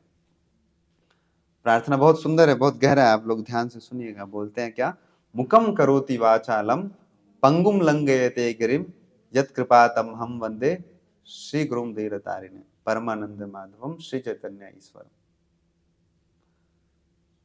कि गुरु जी आपका ही कृपा है, उससे क्या होता है? मुकम, गूंगा व्यक्ति क्या होता है? वाचाल, बहुत बोलने लगता है। पंगुम लंघयते गिरिम, जो पैर से चल नहीं सकता है वो क्या कर लेता है? पहाड़ को लांघ लेता है। कब? जब गुरु का कृपा होता है। तो इसलिए बहुत महत्वपूर्ण है भक्ति में, मतलब क्या है, हमको कृपा बहुत आवश्यक है। और कृपा कब मिलता है? जब हम प्रयास करते हैं, जब हम उनके आज्ञाओं का पालन करते हैं। और तभी हम क्या कर सकते हैं? हम दूसरों का उद्धार कर सकते हैं, दूसरों को प्रचार कर सकते हैं। ये बहुत महत्वपूर्ण है। तो यही माइंडसेट ऑफ ए प्रीचर होना चाहिए। सबसे पहले क्या गिरिराज जी के पास टाइम से सीखा हम लोगों ने कि हमारा क्या होना चाहिए? हम जो करते हैं वो हमको पता होना चाहिए क्यों कर रहे हैं। क्या आप लोगों को पता है कि जो आप कर रहे हैं क्यों कर रहे हो? आप लोगों को पता है कि माला क्यों कर रहे हैं, गीता क्यों पढ़ रहे हैं, मंदिर क्यों आते हो आप लोग? कितने आप में से कितने लोगों को क्लियर है कि हम जो कर रहे हैं हमको पता है, हमको कन्विंस है, इसलिए कर रहे हैं? है ना? थोड़ा थोड़ा ऐसा तो नहीं है, गन पॉइंट पे तो नहीं आता आप में से कोई? और दूसरा क्या? और दूसरा ये स्वीकार करना कि हम वो बाद में जब हम सेवा करते हैं, तो कोई सेवा करते हैं तो हमको अहंकार नहीं होना चाहिए। ये मानना कि क्या है, हम भगवान के निमित्त मात्र हैं, भगवान ने हमको सेवा दिया है तो हम कर रहे हैं, तो उनका ही कृपा है। और तीसरा क्या? हमको भगवान का कृपा प्राप्त करना है। कैसे? साधु संतों का, गुरु का आज्ञाओं का पालन करना है। और गुरु कौन है? जो भगवान के बारे में बतलाता है। ये नहीं बोले आज्ञा का कि हमारे घर के लिए आप दूध ले आओ, दही ले आओ, आज हमारी गाड़ी में पेट्रोल खत्म होगा पेट्रोल डलवा दो। ये गुरु नहीं। गुरु का आज्ञा क्या? भगवान से संबंधित आज्ञा है। उनका आज्ञा भगवान से नजदीक लेकर जाना चाहिए, लेके जाना चाहिए, यही आज्ञा ही देते हैं। मतलब तीन चीज से हम अगर टेस्ट करना है तो गुरु, साधु और शास्त्र। कि जो गुरु कह रहे हैं क्या बाकी सारे संत जन भी, उनका भी ये संदेश सेम है? शास्त्र क्या यही कहते हैं? तीनों को अगर हम क्रॉस चेक कर सकते हैं, अगर हमको कभी अगर संदेह हुआ तो ये चेक है, गुरु, साधु और शास्त्र। और ऐसे करेंगे हम तो हमको ऊपर बहुत कृपा होगा, और ऐसा कार्य हम कर सकते हैं कोई सोच ही नहीं सकता है। प्रभुपाद जी सोच सकते थे? प्रभुपाद उस समय $8 लेकर गए थे भारत से। कितने डॉलर? $8। 5 रुपए का रेट था उस समय, 40 रुपए। 40 रुपए लेकर गए थे भारत से। और जब प्रभुपाद ने शरीर छोड़ा, मान लो अगर बिजनेस पॉइंट ऑफ व्यू से अगर कोई देखे तो जानते हो कि उनके पास कितना प्रॉपर्टी होगा। हालांकि उन्होंने, उनके अपना नाम का नहीं है, भगवान का नाम का किया हुआ उन्होंने। जानते कितना कितना, अगर बिजनेस पॉइंट ऑफ व्यू से अगर कोई सोचे कितना का संपत्ति है अभी? करोड़ों करोड़ों का होगा, होगा ही, मेरे को पता नहीं है। ये कैसे हुआ? जब हम गुरु का आज्ञा पालन करते हैं तो क्या भगवान भेजते हैं। फिर ऐश्वर्य, जब हम भक्ति करते हैं ना, तो ऐश्वर्य तो छोड़ दो, मुक्ति देवी आ जाती है हमारे दरवाजे पर, और क्या बोलती है कि मैं आपको अपना पद प्रदान करती हूँ, आप लोगों को पढ़ाएंगे, आप लोगों को ये रस मिलेगा। जब मायापुर जब जाओगे अप्रैल में, तो मायापुर में आपको सारा कथा सुनाया जाएगा कि भक्ति करने का क्या क्या क्या क्या लाभ है। साक्षात मुक्ति देवी आ जाती है हमारे में। फिर भक्त बोलते हैं क्या? भक्त बोलते हैं हमको मुक्ति भी नहीं चाहिए। अभी तो ये सब सुना ही नहीं है हम लोगों ने। वो क्या चाहते हैं कि प्रभु हमको आपका सेवा ही मिलता रहे जन्म जन्मांतर, मम जन्मनि जन्मनीश्वरे भवताद भक्ति रहे तो की त्वयि। बोलते हैं कि भुक्ति मुक्ति सिद्धि कामी सकले अशांत, कृष्ण भक्त निष्काम अतएव शांत। अल्टीमेट पीसफुल को है तो भगवान का भक्त होता है। क्यों? क्योंकि अन्य कामना नहीं करते। भुक्ति मतलब भोग करने वाले, मुक्ति मतलब जो मुक्त होना चाहते हैं, सिद्धि जो बहुत सारे शक्तियां अर्जित करना चाहते हैं, और कामी, ये सब सकले अशांत, ये सारे के सारे क्या रहते हैं? अशांत रहते हैं, शांति नहीं मिलता है। कृष्ण भक्त निष्काम अतएव शांत। और उसमें बोलते हैं, बतलाते हैं, श्री चैतन्य महाप्रभु शिक्षा दे रहे हैं गोस्वामियों को। उसमें बोलते हैं कि ब्रह्मांड भ्रमिते कौन न भाग्यवान जीव, गुरु कृष्ण प्रसाद पाए भक्ति लता बीज। ब्रह्मांड भ्रमण करने के बाद कोई भाग्यवान जीव ऐसा होता है जिसको ये अवसर मिलता है। अवसर क्या? गुरु और कृष्ण पाए भक्ति लता बीज। गुरु और कृष्ण उसको जीवन में मिलते हैं। ऐसा कोई भाग्यवान जीव है। भगवान बोल रहे हैं खुद, जैसे गीता में बोला है ना, बहुनाम जन्म नामंते ज्ञान वाम माम प्रपद्यते वासुदेव सर्वमिति सा महात्मा सुदुर्लभ। सुदुर्लभ है, ऐसे बहुत दुर्लभ है कोई कि बहुत जन्मों के बाद उसको भक्ति करने का अवसर मिलता है। और क्या बोलते हैं? मनुष्य नाम सहस्त्रेषु कश्चित यदते सिद्ध है, कि हजारों में से कोई एक आध मनुष्य ऐसा होता है जिसको ये समझ आता है। और भगवान भी बोल रहे हैं अल्टीमेटली चैतन्य चरितामृत में क्या? ब्रह्मांड भ्रमित है। कितने ब्रह्मांड घूमने के बाद हमको पता है हम कहाँ कहाँ से भटक कर आए, हमको तो याद ही नहीं। जैसे अर्जुन बोलते हैं ना, भगवान उनको याद दिलाते हैं कि अर्जुन, ऐसा कभी समय नहीं हुआ कि आप नहीं थे, ऐसा कभी नहीं हुआ कि मैं नहीं था, ऐसा कभी नहीं हुआ कि ये सारे जो योद्धा गण है ये नहीं थे। बस अंतर ये है कि मुझे स्मरण है और आप लोगों को भी स्मरण हो चुका है। हम लोग भूल चुके हैं हम कहाँ कहाँ भटक कर आए। हो सकता है स्वर्ग लोग भी घूम कर आए हों हमें, हो सकता है कि नीचे के लोगों में सिर्फ हम घूम कर आए हो, मार खाकर कुटाई कराकर कौन जानता है। लेकिन ये जो अवसर मिला है बहुत दुर्लभ है। ब्रह्मांड भ्रमित है कोनो भाग्यवान जीव। भगवान बोल रहे हैं कि वो बहुत भाग्यशाली जीव है जिसको क्या मिला है? जिसको प्रामाणिक गुरु मिले हैं और भगवान का भक्ति मिला है।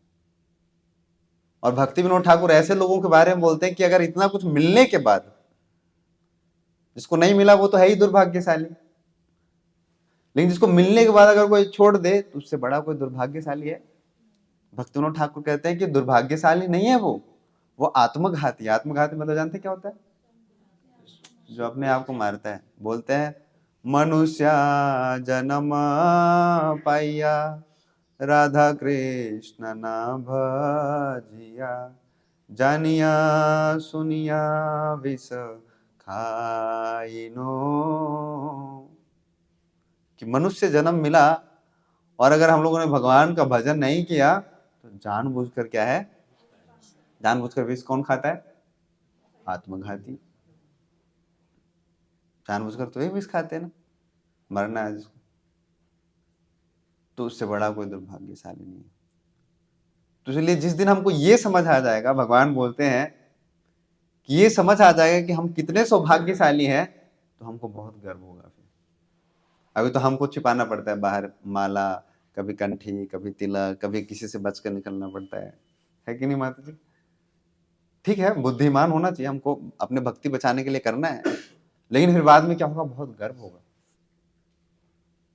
गर्व होगा इस चीज का कि हमको क्या मिला है, हमको इतना बड़ा धन मिला है, इतना बड़ा संपत्ति मिला है। धन नहीं, क्या है? संपत्ति। धन और संपत्ति में अंतर जानते हैं क्या होता है? धन व्यय हो जाता है, हमारे नियंत्रण में नहीं है। मान लो आपके पास गांधी जी वाले नोट है इतना, सरकार ने बदल दिया तो क्या हो जाएगा? शून्य हो जाएगा। लेकिन संपत्ति क्या है? संपदा, वो हमारे पास रहता है। वो क्या होता है? गाय, फसल, जमीन, ये क्या है? संपत्ति। तो ये यही है धरोहर। फिर आपको बहुत गर्व होगा अपने ऊपर, और फिर गर्व के साथ भक्ति कर पाएंगे, जैसे हनुमान जी करते हैं। नौकर को गर्व होता है कभी? देखा है कोई नौकर जो बहुत गर्व के साथ कहता है कि हम इनके नौकर हैं? बोलना नहीं चाहता कोई। नौकर घर के अंदर, बाहर जाके हीरो बनकर घूमता है वो, देखो सब हीरो बनना चाहते हैं। फिर जिसको गर्व होगा कि हम जिनके नौकर है वो बहुत दिलदार है, वो बहुत बड़े आदमी है, तो फिर क्या होगा, हम गर्व के साथ कह पाएंगे कि हम इनके सेवक हैं। और इतना गर्व होगा कि जो हनुमान जी जैसे करते हैं, वो सक्षम है बहुत सारे कार्यों करने में, लेकिन फिर वो क्या बोलते हैं कि मैं इसलिए कर पा रहा हूं क्योंकि मेरे प्रभु का कृपा है मेरे ऊपर। और सच बात है। तो इसलिए हम लोगों को क्या करना है, ऐसा अभ्यास होना चाहिए हम लोगों को, और मतलब इतना विश्वास होना चाहिए कि गर्व होना चाहिए हमको, मतलब अपना, हमको जिस रास्ता मिला है, जो रास्ता हम जिस रास्ते पे चलने का प्रयास कर रहे हैं, फिर गर्व से, अगर हमारा गर्व होगा ना, तब हम दूसरों को बहुत आसानी से ले आएंगे। ऐसे हम कितने खुश रहते हैं भक्ति करके, उससे बहुत बहुत सारे भक्त बन जाते हैं। सच बता रहा हूँ आप, मैं अगर दुखी होकर क्लास लेने आऊंगा ना, तो आपको पता चल जाएगा कि प्रभु जी खुद दुखी है। हाँ सच बता रहा हूँ। इसलिए कई बार ऐसा होता है कि मंदिर में सेवा के बाद मैं दुखी हो जाता हूँ। कई बार किसी को डांट फटकार कर, किसी को हल्ला गुल्ला चिल्लम करना पड़ता है कई बार किचन सेवा करने के बाद, या कहीं कुछ और मैनेजमेंट, तो फिर उस स्थिति में नहीं जाता हूँ क्लास लेने के लिए। तो मेरा दिमाग खुद नहीं शांत है, तो अभी जाकर ठीक कीर्तन कर लेते हैं थोड़ा, लेकिन क्लास लेना उस समय ठीक नहीं है। भक्त आया मिलने के लिए, मान लो कोई आया अपना प्रॉब्लम शेयर करने के लिए, तो उस समय नहीं मिलना चाहिए। उस समय क्या होगा, फिर हम खुद ही परेशान है, उसको क्या हम दे सकते हैं। तो इसलिए बहुत महत्वपूर्ण है क्या, भक्ति में खुद खुश रहना है। और खुश रह सकते हैं कैसे? जब हमको श्रद्धा होगा, विश्वास होगा, और उसी दृढ़ता के साथ हम अभ्यास भी करेंगे।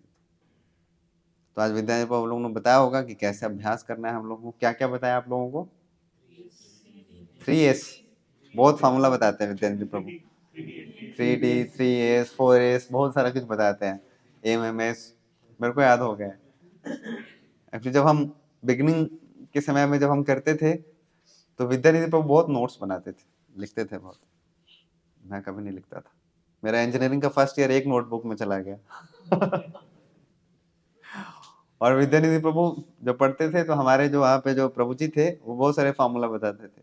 उन्होंने सारा फार्मूला लिख लिया है और अभी सुनाते हैं सबको। मेरे को कोई फार्मूला याद नहीं है, मैंने लिखा नहीं। एक जो 2 नोट्स बनाया भी था 4 साल में भक्ति वाला, तो घर पे रखा, और घर जब शिफ्ट हो रहा था तो मेरी माँ ने उसको पता नहीं कहाँ डिस्प्लेस कर दिया। फिर बाद में बताया, बोला बताया नहीं तुमने कि उसमें इतना इम्पोर्टेंट था। तो बताया होगा। 4S का मतलब, 3S क्या है? 3D। अच्छा पहले 3D बताओ। Discipline, devotion, distribution. बहुत बढ़िया। और 3 एस क्या है? Sincerity, seriousness, strictness. और कौन सा फॉर्मूला बताया आप लोगों को? आज दो ही बताया। एक बतलाते हैं MMC, चैंटिंग करने का फॉर्मूला बताते हैं विद्यार्थी प्रभु। मूड, हाँ, PPP, हाँ, पोस्चर, प्रेयर और प्रोनाउंसिएशन। हाँ, अच्छा याद रह जाता है लोगों को। MMC मूड, मेलो और मेरे को तीसरा भूल गया। तो अच्छा है, याद रखने के लिए ठीक है। ये सब हम लोग इसके ऊपर विचार कर सकते हैं, मंथन कर सकते हैं।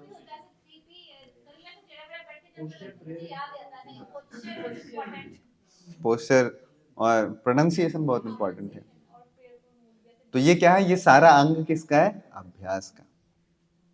अभ्यास करेंगे तो आपको जीवन में अनुभूतियां होंगी।